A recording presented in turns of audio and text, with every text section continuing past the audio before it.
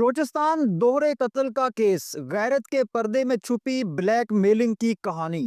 دل دہلا دینے والے کوئٹہ دوہرے قتل کیس میں سنسنی خیز موڑ، سینئر صحافی حامد میر نے تہلکہ خیز انکشافات کر دیے۔ ابتدائی طور پر غیرت کے نام پر قتل سمجھے جانے والے اس واقعہ میں اب بلیک میلنگ کا پہلو بھی سامنے آ چکا ہے۔ ناظرین گرامی، 4 جون 2025 کو بلوچستان کے علاقے سنجیدی دگاری میں پیش آنے والے دوہرے قتل کیس نے نیا رخ اختیار کر لیا ہے۔ سینئر صحافی حامد میر نے اس واقعے سے متعلق ایسے انکشافات کیے ہیں جنہوں نے سب کو چونکا کے رکھ دیا ہے۔ کوئٹہ کے تھانے ہنا سے تقریباً 40 سے 45 کلومیٹر دور مقامی جرگے کے حکم پر بانو نامی خاتون اور احسان نامی شخص کو گولیاں مار کر قتل کر دیا گیا تھا۔ اس دلخراش واقعے کی ویڈیو انٹرنیٹ پر وائرل ہونے کے بعد اسے غیرت کے نام پر قتل قرار دیا جا رہا تھا۔ مقتولہ بانو کی عمر تقریباً 35 سال تھی اور اس کے 5 بچے تھے، جبکہ احسان کی عمر تقریباً 50 سال تھی اور اس کے بھی 4 سے 5 بچے تھے۔ پولیس نے فوری طور پر FIR درج کر کے تحقیقات کا آغاز کر دیا تھا۔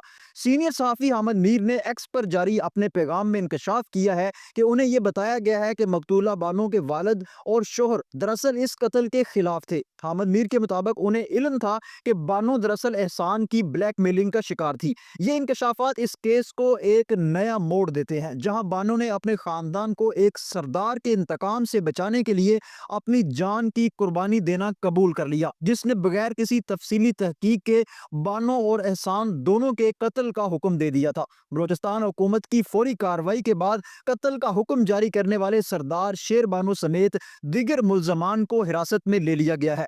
مقتولین کی قبر کشائی کے بعد کوئٹہ کی پولیس سرجن نے پوسٹ مارٹم مکمل کر لیا ہے۔ پوسٹ مارٹم رپورٹ کے مطابق مقتولہ خاتون بانو کو 7 گولیاں لگی تھی، جن میں سے ایک سر میں ماری گئی تھی، جبکہ مرد احسان کو 9 گولیاں لگی تھی جو اس کے سینے اور پیٹ میں پیوست ہوئی تھی۔ وزیر اعلیٰ بلوچستان سرفراز بگٹی نے بھی اس واقعے پر بات کرتے ہوئے مقتولین کی عمروں اور ان کے بچوں سے متعلق تفصیلات فراہم کی تھی۔ اس واقعے کی ویڈیو وائرل ہونے کے بعد صوبائی حکومت نے فوری کارروائی کا حکم دیا تھا اور ملزمان کی برق رفتار گرفتاری عمل میں لائی گئی تھی۔